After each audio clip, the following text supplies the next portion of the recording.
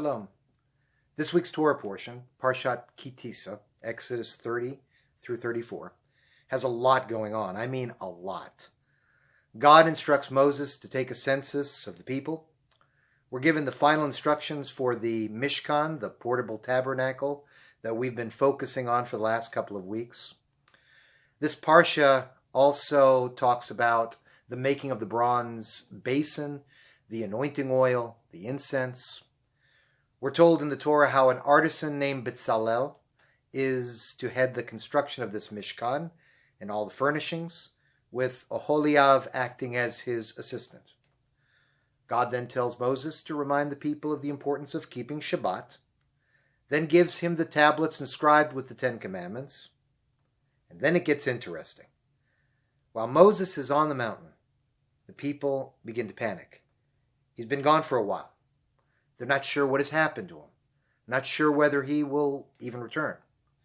They surround Moses' brother and soon-to-be high priest Aaron and demand that he do something. Aseh lanu Elohim asher yelchu lefanenu. Make us a God who shall go before us. And whether Aaron was hoping to stave off a revolt, whether he was trying to buy time until Moses got back, or was just fearful for his life, Aaron helps the people fashion this god, this golden calf.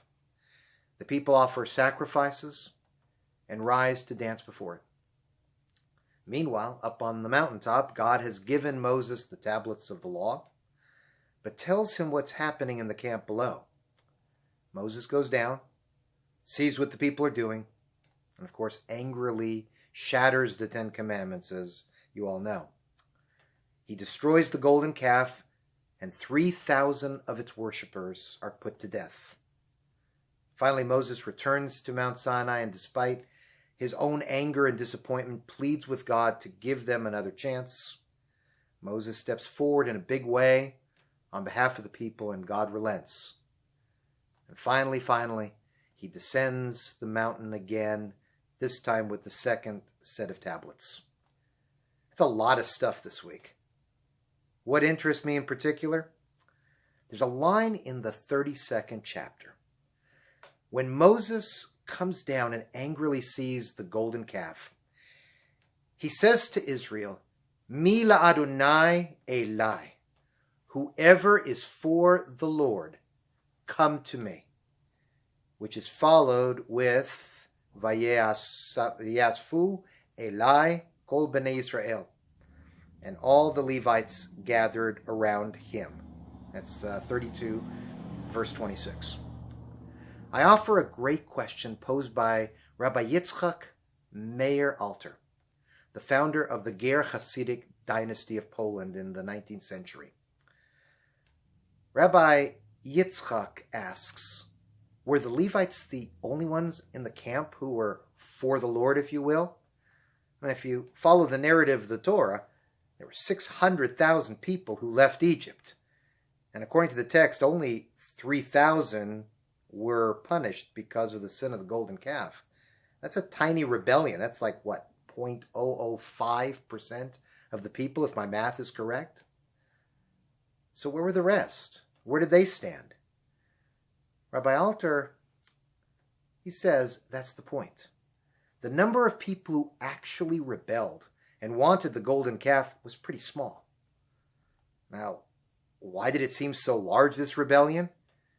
Because while the vast majority didn't agree with the rebellion, neither did they have the courage to stand with Moses and stand up and protest.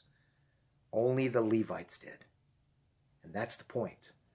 Most people saw what was happening, and they chose not to get involved. They were on the sidelines. I can't help but think that Rabbi Alter's comment is a pretty contemporary message for today's world. It's more than a comment about who was for the Lord and who wasn't back then. But I think it's a pretty contemporary commentary on society today. The overwhelming number of us are not bad people. We don't hurt others. We don't think of discriminating against another person. We wouldn't think of raising our hand against an innocent person. but we also wouldn't think of standing up to protest when we see something is wrong, when others are hurt, when a minority is being discriminated against, when the innocent are abused. The lesson Rabbi Alter is teaching is the same one I remember told by my bar mitzvah teacher of blessed memory long ago. Namely, that the world is divided up into three groups of people. A small group of evil people, very small group of saintly people, and then he said a very, very large group of people in the middle. Not good, not bad, but not willing to take the next step and make a difference. Not willing to stand up and protest. My friends, I think we all need to take to heart Rabbi Alter's commentary now more than ever. In a society where it's too easy to just close our blinds, lock our doors, look the other way, we need to be of good courage and stand up and protest when we see things that are wrong in our world, when people are being harmed. We're not bad people, but we're capable of being so much more.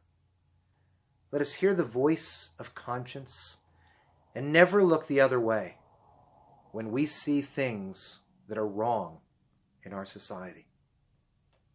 Shabbat Shalom.